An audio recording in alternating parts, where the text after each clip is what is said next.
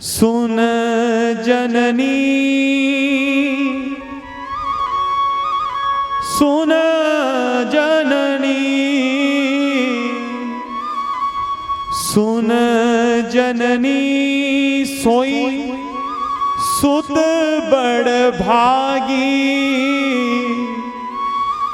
जो पितु मात वचन अनुरागी। हे मां, यहां पे जननी शब्द कहा है और मैंने बताया ना जननी केवल उसे कहते हैं जो जन्म देती है। तो यहां पे जननी क्यों कहा? मां कौशल्या ने राम जी को जन्म दिया, लेकिन मेरी मां कैकेयी ने उस राम को जन्म दिया है जिस राम जी का इस धराधाम पे आगमन का कारण है। उस राम जी को जन्म दिया है जो राम जी वनों में जा करके समस्त दुष्टों का उद्धार करेंगे। मां कैकेयी ने उस राम जी को जन्म दिया है जो राम जी वनों में रह रहे सभी ऋषि मुनियों संतों को अपना दर्शन देंगे।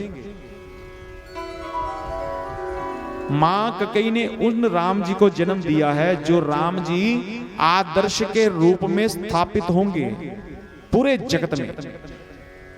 इसलिए मां कैकेयी को जननी शब्द कहा है। तो सरकार बल कल वेश धारण करके मेरे राम जी सर्वप्रथम महाराज दशरथ जी से आज्ञा ली है, मां कैकेयी से आज्ञा ली है और सरकार बनवासी का वेश धारण करके मेरे राम जी मां कौशल्या के महल में आए हैं। मैया को प्रणाम किया है और मैया ने कहा, अरे राम ऐसा करो जल्दी जल्दी कुछ मीठा खा लो। क्यों? मां कौशल्या को पता नहीं है यहाँ क्या का क्या बन गया है। मां कौशल्या तो सोच रही हैं अभी कुछ देर में ही इनका राज तिलक होगा, तो कुछ मीठा खा के अपना वो थोड़ा व्रत तोड़ लो। तो तुमको देवताओं का पूजन भी करना है, समय पर सब ब्राह्मण सब विप्रजन सब ऋषि मुनि आएंगे, तुम्हारा अभिषेक भी करना है। तो राम जी मां कौशल्या जी की तरफ देख करके हंस रहे हैं, मुस्कुरा रहे हैं और कह रहे, मैया पिता दीन मोहि कानन राजू जहां सब भांति मोर बड़ काजू। मां मुझे अब इस अवध के सिंहासन पर नहीं बैठना है, तो पिताजी ने मुझे कानन राज दिया है। कानन माने जंगल, मुझे वन का राज दिया है। सीधे नहीं कहा कि मुझे वनवास हो गया है, ये कहा है कि पिताजी ने मुझे कानन राज दिया है। क्यों? अवध तो थोड़ी छोटी है ना मां, लेकिन जंगल बहुत बड़ा है, तो मेरी जरूरत उस जंगल में है, उस कानन में है, इसलिए मेरे पिता ने मुझे कानन राज दिया है। तो अब इस राज सिंहासन पर भैया भरत को राज तिलक दिया जाएगा। सरकार मां कौशल्या तो श्री रघुवीर जी को जानती हैं। मां कौशल्या ने एक बार भी नहीं कहा है कि आपके पिताजी ने गलत किया है, एक बार भी नहीं कहा है कि कैकेयी ने गलत किया है, लेकिन एक बात जरूर कही है कि अगर तुझे पिताजी ने वन जाने के लिए कहा है, ध्यान से सुनिएगा माई बाप, अगर पिताजी ने आपको वन जाने के लिए कहा है तो मैं तुम्हें रोक देती हूं कि तुम वन मत जाओ, क्योंकि माता का जो पद होता है वो पिता से 10 गुना बड़ा होता है। बाबूजी, माता का पद पिता से 10 गुना बड़ा होता है, इसलिए अगर पिताजी ने कहा है तो मैं तुम्हें रोकती हूं कि तुम वन मत जाओ। लेकिन अगर तुम्हारी मां कैकेयी ने कहा है तो सौतेली मां का पद अपनी माता के पद से 100 गुना बड़ा होता है। जयराम जी की। अपनी माता का पद पिता से 10 गुना बड़ा और सौतेली माता का पद 100 गुना बड़ा होता है। लेकिन अगर तुझे कैकेयी ने कहा है तो फिर मैं तुझे वन जाने के लिए नहीं रोकूंगी, तुम सहर्ष उनकी आज्ञा का पालन करो। श्री राम जय राम जय जय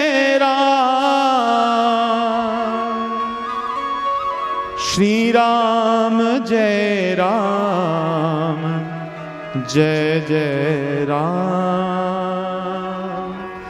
जो पितु मात कहूँ बन जाना, तो कानन सत अवध समाना। अगर माता और पिता दोनों ने कहा है तो वो कानन जो राज है तुम्हारे लिए 100 अवधपुरी के समान है।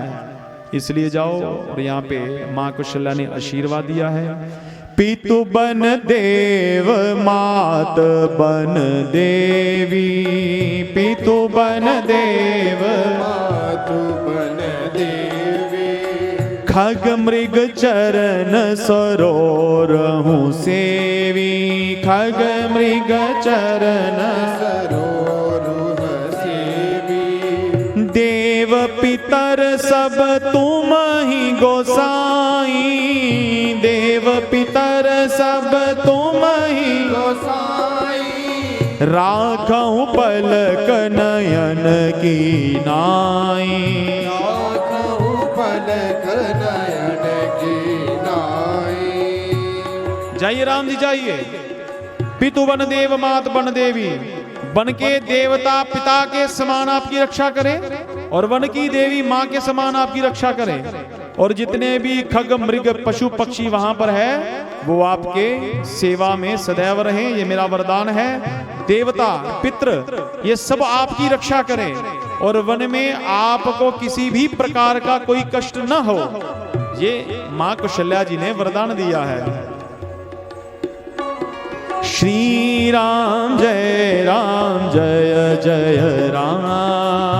श्री राम जय जय राम। श्री राम जय जय राम, राम जय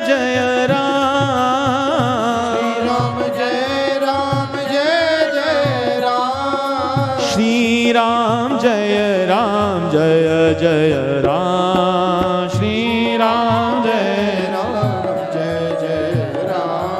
सरकार पास में ही मेरी मां जानकी खड़ी है।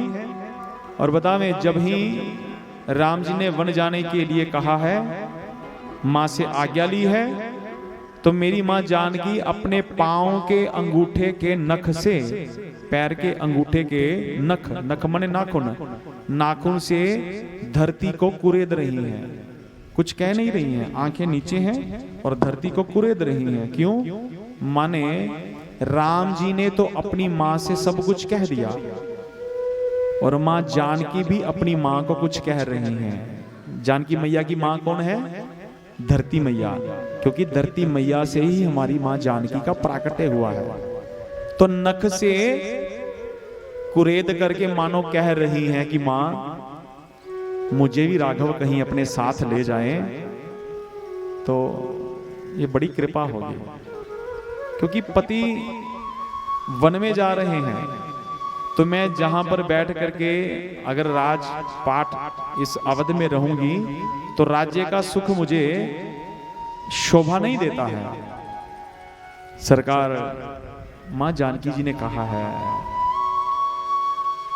प्रभु मुझे कहने का तो कुछ अधिकार नहीं है, लेकिन एक प्रार्थना करती हूं कि मुझे भी अपने साथ वन में ले जाइए। राम जी कहते हैं कि सुनो सिए, सुकुमारी हो, सुकोमल हो, तुम्हारा ये शरीर, तुम्हारा ये सुंदर स्वभाव वनों की मुसीबतों को झेलने के लायक नहीं है। तो तुम इसी अवध में रहो, अयोध्या में रहो, अच्छे से अपने सास और ससुर की सेवा करना, तो मेरे लिए तुम्हारी यही सेवा पर्याप्त है। मां जानकी कहती हैं, राघव प्रभु बात ऐसी है, अगर आप मुझे वन में ले जाएंगे तो उस वन में भी मुझे अवध के समान सुख प्राप्त होगा। क्या कहा है कि अगर आप मुझे संग वनों में ले जाएंगे, उन वनों में भी मुझे अयोध्या के समान सुख प्राप्त होगा। लेकिन अगर आप मुझे संग नहीं ले जाएंगे तो इस अवध में भी मुझे वनों के समान कष्ट होगा। जय राम जी की। अरे बोलिए जय राम जी की। वन में जाऊंगी तो मुझे वन में भी अवध के समान सुख प्राप्त होगा, अगर मैं अवध में रही तो मुझे अवध में भी वनों के समान कष्ट होगा। तो सिया ये बताओ कि तुम कैसे रह पाओगे, इन कष्टों को कैसे झेल पाओगे? बोलते प्रभु आप मेरे आगे आगे चलेंगे, मैं आपके चरणों को देखती जाऊंगी, और जब जब आपके चरणों को देखती जाऊंगी तो मुझे किसी प्रकार का कोई कष्ट नहीं होगा। मेरे प्रभु ने स्वीकृति दी है